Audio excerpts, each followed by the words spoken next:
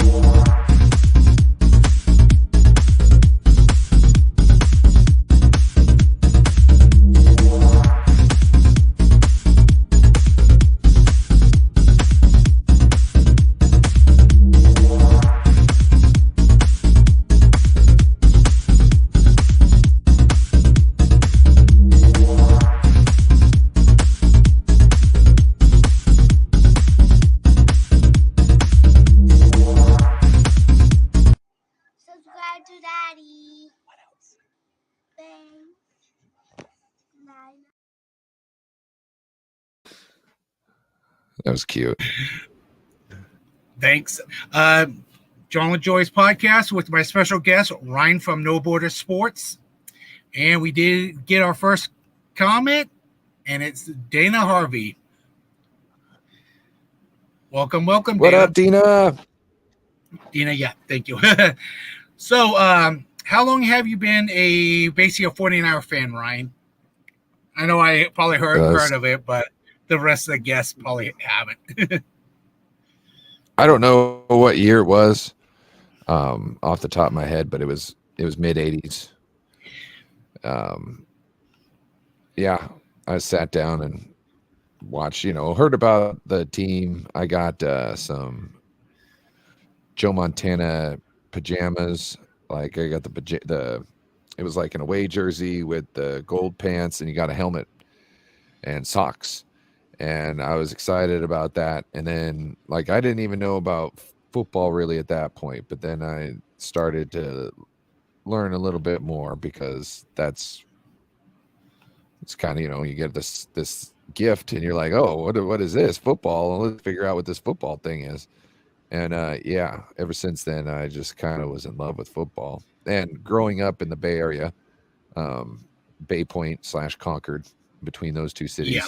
I mean, how do you not become a Niners fan in the 80s as opposed to a Raiders or whoever else, so yeah, Niners. Yeah, I've been a Raider fan since I was like 3 years old, back in 84. So, and the other thing is my uncle was being looked at by the San Francisco 49ers to the recruiting team. So I thought that was cool.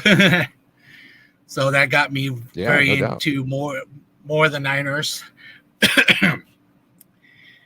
And just been having a lot of fun watching football, getting the boys into it.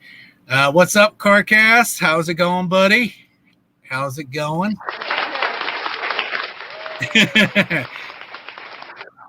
That's for Dina also. Yep.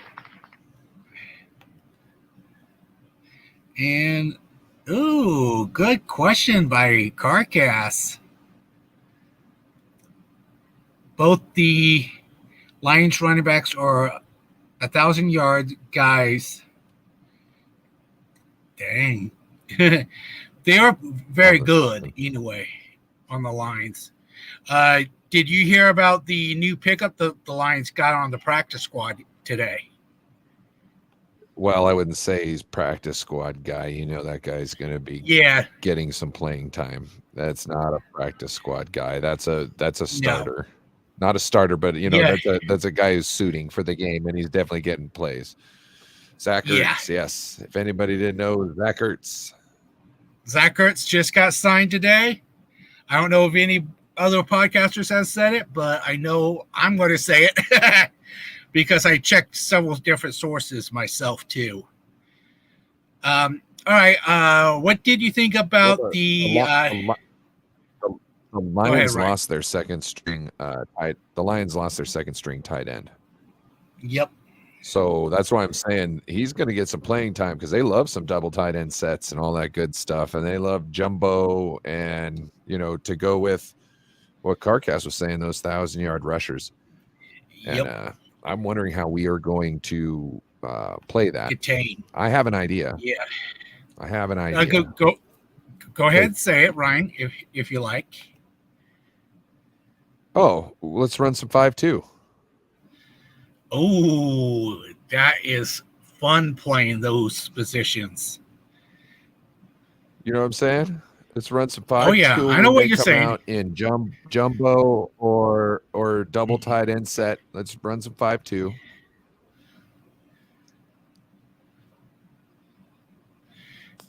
So, what did you think about hearing about Colin Farrell being on IR now? He's out for the rest of the season now. Oh, I didn't hear about that. Yeah, he's out for his knee. He was questionable, and then they just put him on IR just recently.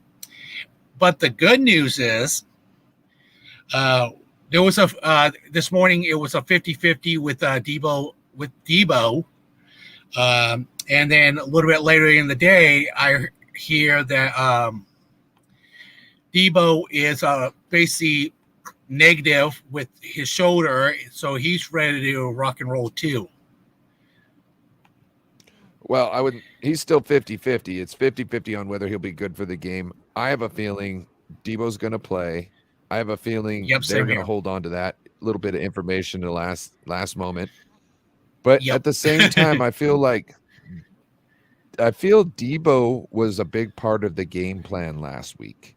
And when he went out, that a lot of those plays went out because not everybody can do it like Debo. And especially like CMC can do it like Debo. But what do you think they're trying to do with Debo? They're trying to make everybody have to respect CMC and then give it to Debo. So if you just put Elijah Mitchell back there for CMC and they're just going to focus on CMC, which is the guy that, that you were trying the position you were trying to make them forget about. So that's, and I hope we just kind of, game plan less for Debo and, somebody else who's a little more healthy. I think Kittle should have a game. Oh yeah. He was doing good in this last game, and let's say hi to David Corona too. He's just popped into the chat too. What up, David? So great by my standard. He had a few drops, but what player doesn't have a drop here? Ayuk was average, or was it a little bit more better? At the same time, in a crucial situation like that, he was catching the ball with his chest and not with his hands. And in this crucial situation, we need you to catch the ball with the hands, George. You know what I mean? Please, George. I love him. I appreciate him. And I'm not saying he's a piece of crap for this, but I feel that he knows and I'm right. And that as long as we're okay with that, we're good. Oh yeah, I'm sure Kyle said something in tape. I'm sure Kittle felt horrible about that afterwards. And then once we scored, he felt a little bit better. Right. Take it out to the kitchen. Okay. Edwin just popped in. What up? He just ran out. Yeah, if you can't see, I got the same flag as you too. That's why I guessed Oh, what your flag was. See, there's mine. yeah, that's yeah, that's how I knew the flag. uh, yeah. and if you can't tell, there's my Marine Corps. Let me get a better angle at it. There's my Marine Corps flag There too, you go. because my brother is was a sergeant in the basically in the Marine Corps. There you go. My grandpa and two of my uncles were. Nice. So, and Jason Young's backup is Alex Barkton, I think. Say his last name, or Bartz. What's up? Sorry, I was reading Cardcast's question. Yeah, Statement. Edwin's showing off his little thing that he. I was Oh, talking you got about ribbon? Jason. They made something at school today. Oh, okay. Yeah, but Chase You don't Young's think you could backup fully is now. stop St. Brown? Sorry, I was just reading his question. Yeah, that's Um, fine. You can go first So- if you want to, Ryan. We come up against good receivers all the time, and we don't try to shut them down. We just try to limit them. We try to make them work for everything they get, and we concentrate on everybody as a whole, which I think is the best strategy. Like Cooper Kupp's going to get his 100, like back at last, not this year, but every other year before this, Cooper Kupp was going to get his 100 yards. How much effort do you want to put on trying to limit him from getting yards, and him still get his 100 yards? You know what I mean? Just play him head up, figure out ways to kind of inconvenience the zones where they're trying to get him the ball. Just like they would us. You know what I mean? They know they're trying to get people in the middle, right? They're trying to get people in the middle. We're trying to get people out of the middle. So let's just plan to try and limit some of the ways they use it and make Goff have to throw accurate passes. Yeah, If and we plus can- the other thing. If we could somehow Go ahead. if we can somehow find a way to stop the run and force Goff to kill us with his arm, game, set, match. Mhm. That's over. He Yep. can't do it. Not with this defense. Not with his secondary. No. They can't get Ambry And plus Thomas every play. And plus, all we gotta do is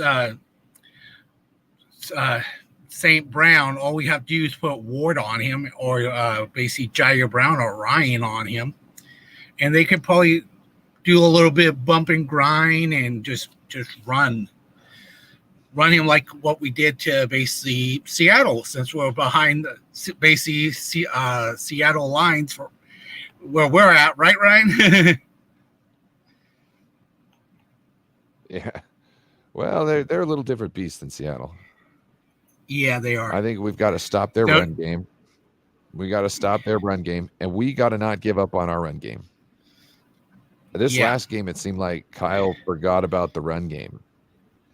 And then all of a sudden he comes out and runs the ball like 3 times. Dude, and then he comes out and like he ran the ball like 3 times, and I'm like, oh, thank God.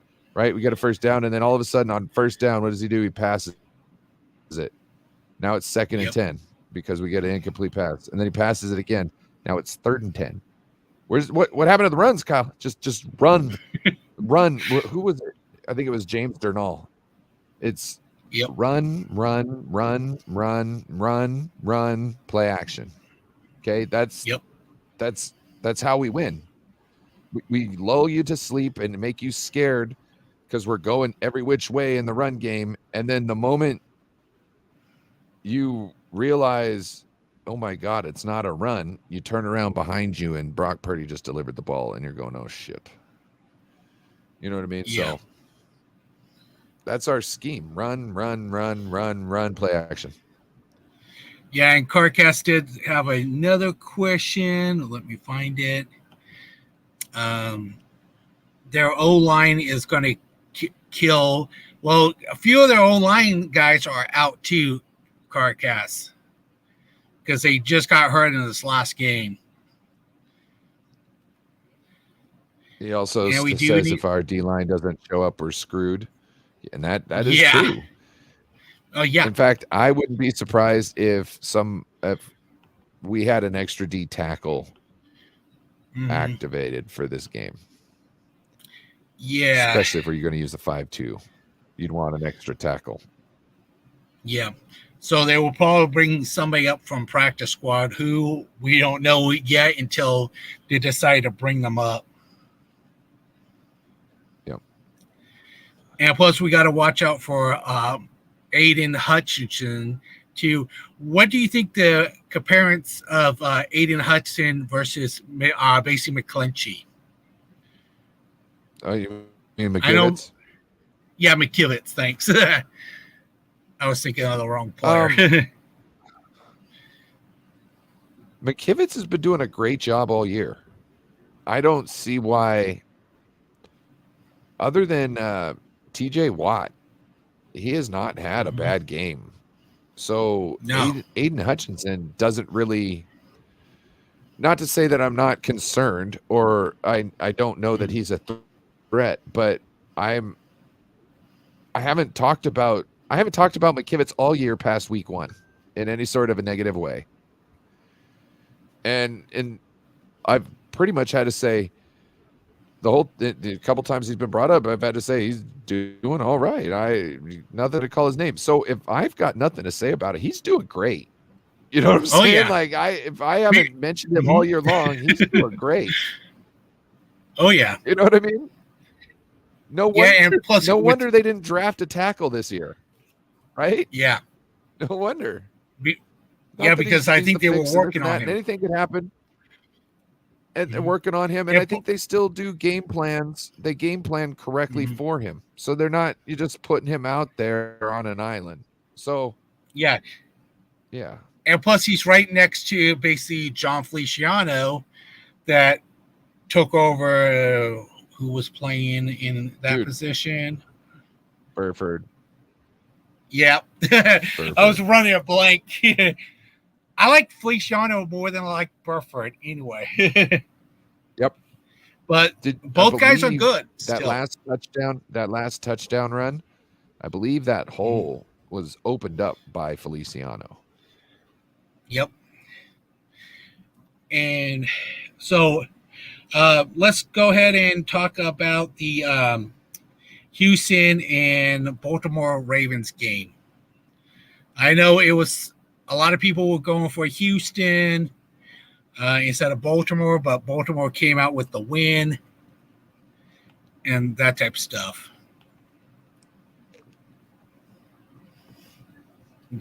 Baltimore did bring out their A game. D'Amico Ryan win. Same here. Yes, they did. And so did Houston. Houston's defense definitely showed up that game. Their only issue was their offense couldn't do anything to really keep them off the field. So by the second half, they were pretty winded and it started getting out of hand. It's sad to see them kind of go out like that, but I hope they don't take it too personal. Like I think they should take it enough personal where they put a chip on their shoulder and come back next season and do big things. But I don't think they should think that that's a total, like the defense shouldn't think that's a total representation of them, because who could be out there that long with that team and not give up cracks? You know what I mean? So I think it's a good experience for the offense on that, everybody on the offense. I think that's a good learning experience. And it was a good game. Oh, yeah. Until it got out of hand. Yeah. Yeah. I did see that the Houston defense did give the Ravens a little bit more issues. So we do have a little bit of a blueprint from Houston to take on for if we got to play them in the Super Bowl. Well, I don't think we played Lamar Jackson correctly the last time we played him. I think there was, I don't know. I have a feeling that we played different, so we didn't put anything on tape for them. Yeah. I guess their starting left guard is out. That's I like them to be at full strength. Same here, because going against because it's the number 3s in AFC and NFC for these coming up next matchups. That's on Sunday. So it's definitely going to be a good game. Everything. And let's go ahead and talk about the Green Bay and San Francisco's game. Basically, it was basically a nail biter for me, for sure. What about you, Ryan? Oh, me too. I was streaming live. Yeah, I saw that. In my stomach for like 3 quarters. Yeah. But at least we did come out with the victory. At least we get to move on to the next round. Now we got to definitely bring our A game. I could tell that we were a little bit on the rusty side because a little bit of the bye week, but at least they knocked a little bit off.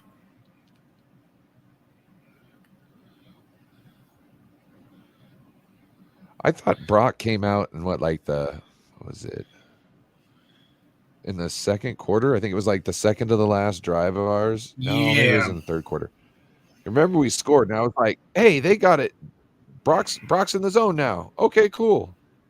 Yeah. And then he wasn't. And it wasn't just him. I think it was more Kyle.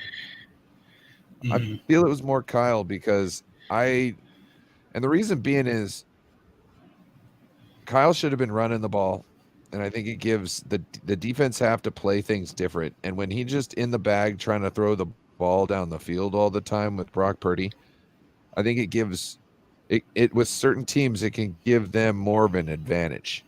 And I think we need to get away from giving any team an advantage and just get back to running the ball. And when you least expect us throwing it, boom, we're going to throw it. Or we're going to, on third and long or third and short, we're going to do one of our go-to moves that you can't stop for the most part.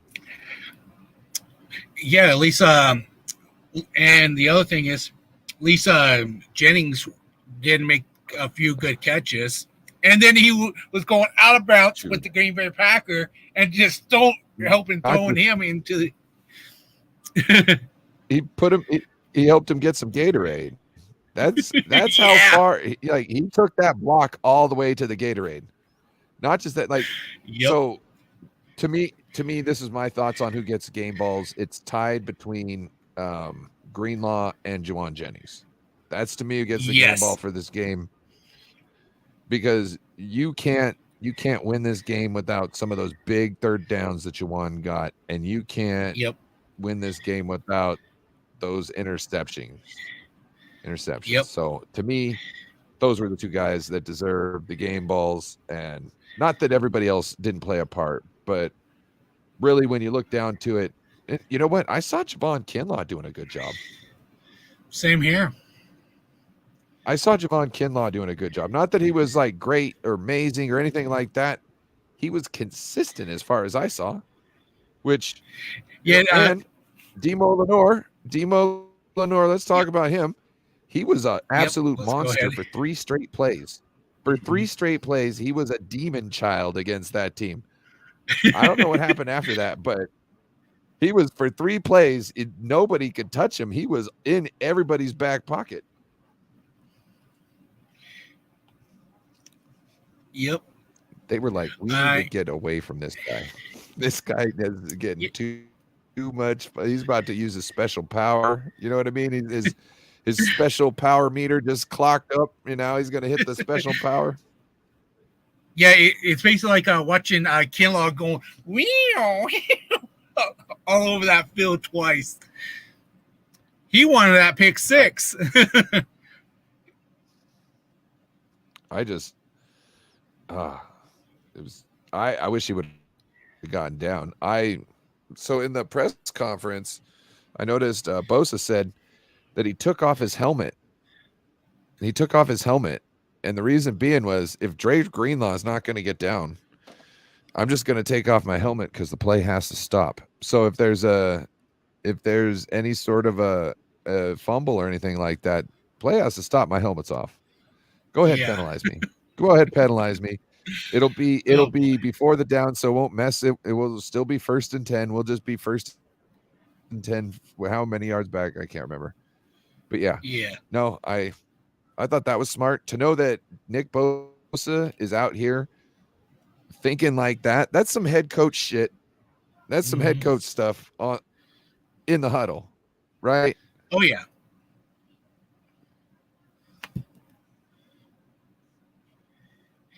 And what did you think about the Detroit Lions game and the Tampa Bay game? What's that? What did you think about the Tampa Bay's game versus the Detroit Lions? You're breaking up to me. I'm sorry.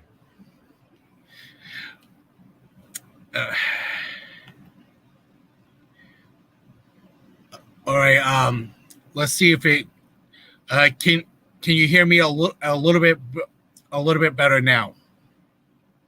Yeah. What do you think about the Tampa Bay game and the Detroit Lions game? Well, Tampa Bay, that it wasn't necessarily like amazing. So when I look at the Detroit Lions, I look at a team that's got a great offensive line that likes to run the ball, and they've got a great defense, but their defense gives up brain dead plays at times. You know what I mean? Like they seemed. Oh yeah.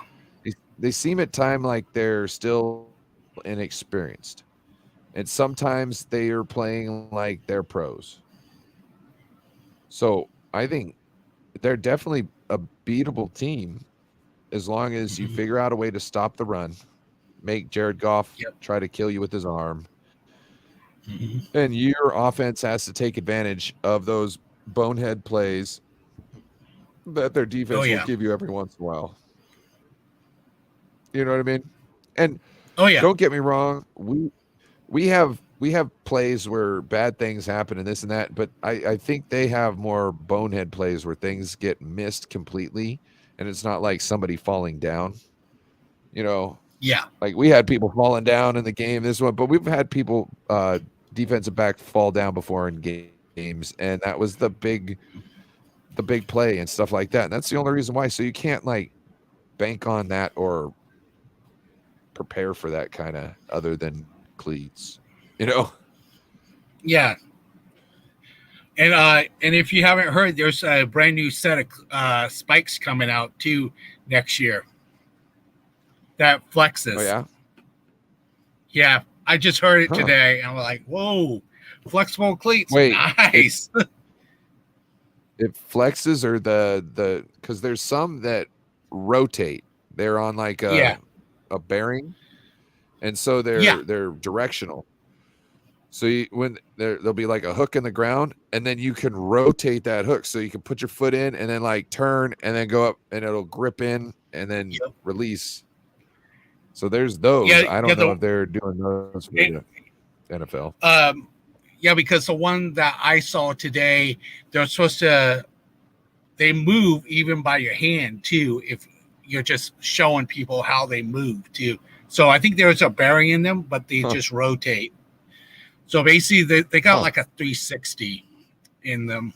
So new spikes, it probably will help them. Should help with a lot of lower ankle injuries, sprains, ACL tears, and those type of stuff. Good. and it will help on Because grass when and turf. Oh, okay.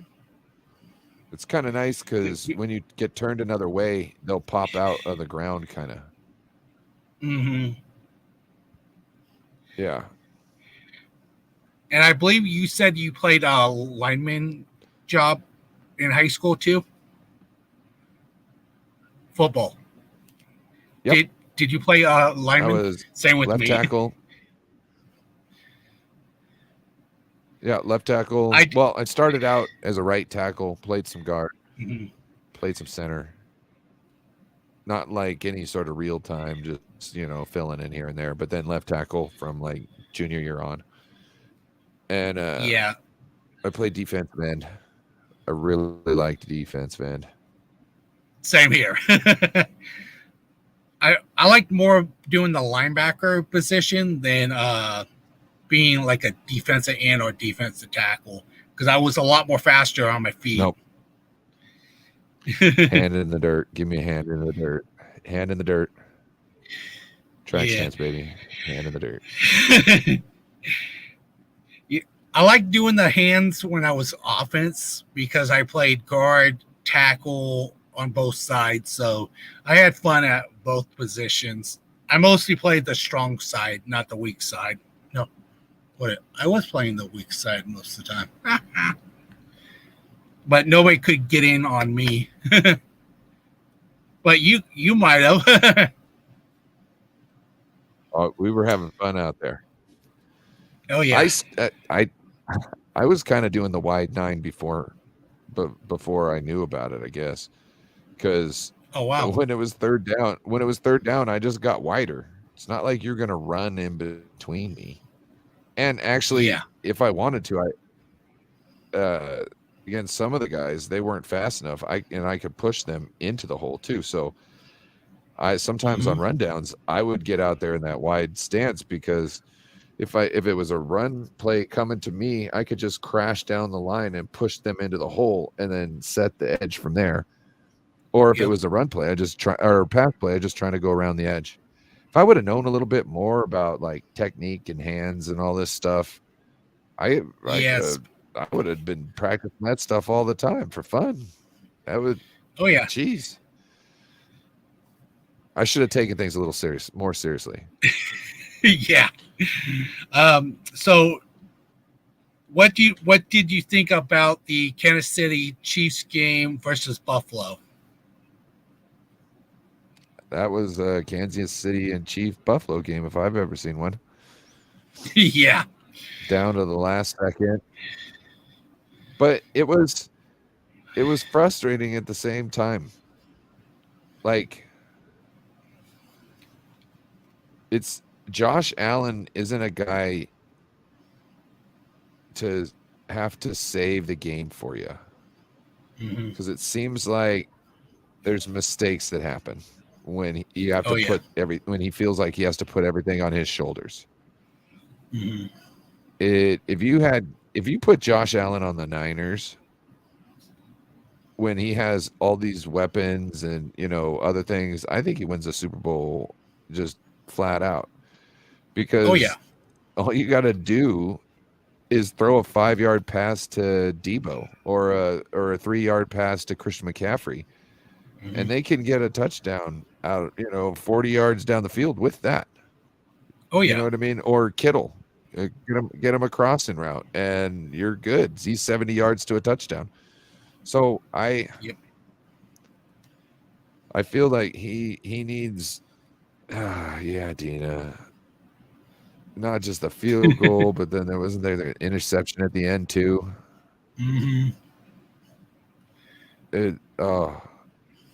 It's just it never goes right for those poor people.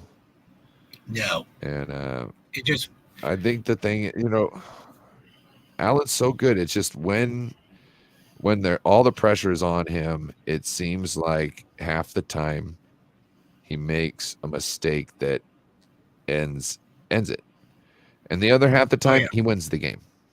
Which is not a bad.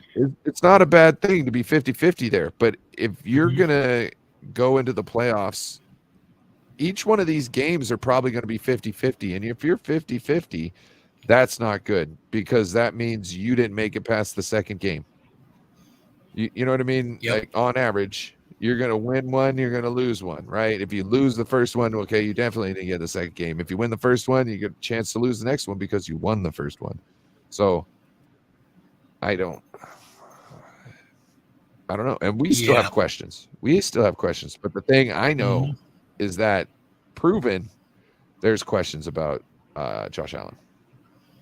Oh, yeah. So what do you think? We went with you already said the defense already. What do you think our offense should do on them? Definitely run the game, and basically what else do you think that we basically need to do? Well, I think we need to stick to our game plan, which is run the ball, play action. You know what I mean? I think that's the most important thing. I don't think we need to come out and rewrite 49ers history and go to a win by doing nothing but passes. I think we need to figure out how to get the run game going early. And we need to keep it going. And we need to suck up them linebackers so that we can toss the ball behind them and get big gains. Yeah. The way I think they need to play is basically play some smash mouth. Hey. Fine. Edwin and Robbie both came in. My door better stay shut. That's Robbie right there. Hello. And Edwin's being the crazy one like always. Gentle. Stop pouting. Sorry. Basically, I think they just need to do smash mouth football and just do what they know the best, by my standard. Come out with their A game and just knock them down hard. Because I remember when I played, we had to leave everything on the field, basically. Yeah. Because I've been through some tough football games where the opposite team was already up 42 points by halftime, and then we started digging it out after halftime and gained all the points back. Daddy, Robbie wants to play Pokemon. Oh, wow. And it was a muddy, wet game, mud ball, everything. And we just got our heads on straight, and we just started hitting people harder. And that's how I think the Niners should do it with the Lions. Yeah. I think it's the best strategy. That's how we thrive. Oh, yeah. Plus, if they're hitting us in the mouth, we don't do good when we're not the aggressor. Oh, yeah. We need to be the aggressor. We need to come out there, show them who did this first. You know what I mean? Because nobody played football like us until we did. And then next thing you know, you saw the Titans get Derrick Henry, and now all of a sudden they wanted to be tough, and they were like, yeah, let's do that. Well, they didn't last very long. The Detroit Lions are the only team that is built, I would say, like us. Not necessarily everything like us. They're more of a power running team, but they north and south runners, but they're physical. Like we do the zone, which is nasty sometimes. Oh yeah. That Christian McCaffrey touchdown, that was zone. Yep. So who are you going for in this next week's football game? Are you going for Baltimore KF Swifties? I don't know yet. I haven't made that decision. It might come down to a coin flip. Yeah. I know the last game we're both basically Niners out of that game And because the way I see it, I'm not really even concentrated on that one because we've got so much of ahead of us in the Lions that I think that's the only thing we should really be concentrating about. But I understand the question, and I'm not saying that you're dumb for asking it. I'm just saying, to me, like, I don't even care. We got to get past this, and then we'll play who's the winner. That'll be figured out for us. As long as we do our as long as we do our job, that'll be figured out for us. And either one of them are a chance to get revenge. Oh yeah. So, and this game, I'm thinking it's going to be a very, very close game by points. I ain't expecting like a high scoring game at all. It's going to definitely be a close game. Yes, unless our offense can really get cooking. If our offense can get cooking and tire their defense out, and we can keep our defense fresh, it could be nasty because our defense being 100% every time they go out there and being able to just, maybe, 5, 6 downs and then take a break and give the ball back to the offense for another 10 minutes. It's pretty handy. Oh yeah. Best way to run a game. And definitely to Dana's question, we should be able to protect Brock anyway too.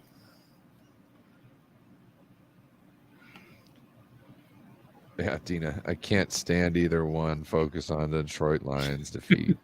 Yep. Focus Definitely agree on that one. You got it, Dina. So, what do you have plans for this week? Like other shows to do?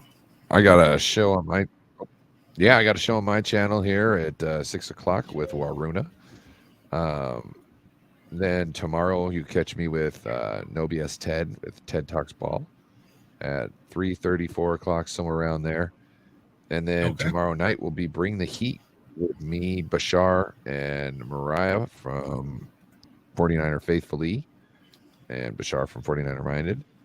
And that's everything I got planned for this week so far. Oh, no. Then I should have a rivalry show on Wednesday with Joe Stevens, but who knows? That might get postponed. Every once in a while, Joe's been doing some stuff, and now that his team's not he's playing, been busy. I wonder if he's been working on his truck, so.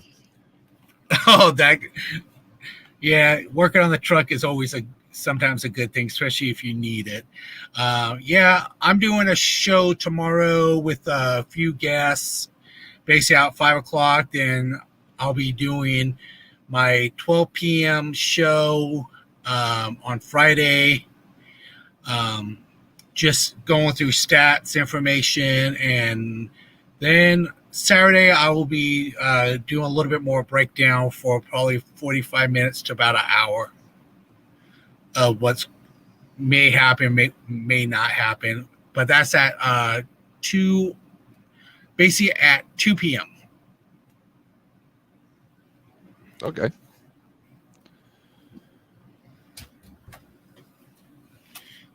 Well, all right. So let me go ahead and do my intro going out, and then we'll go ahead and end the show. Since you all right. Well, thank you for having me. Appreciate it. Yep. Feel honored. Yep.